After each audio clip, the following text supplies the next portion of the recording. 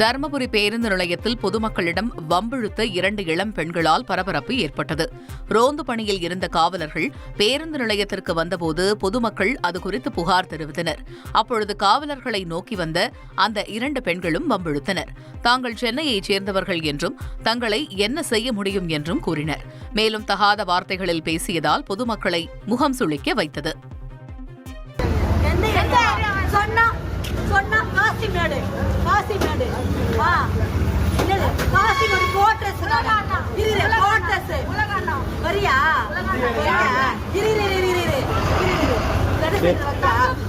யாரு தெரியுமா சொல்லு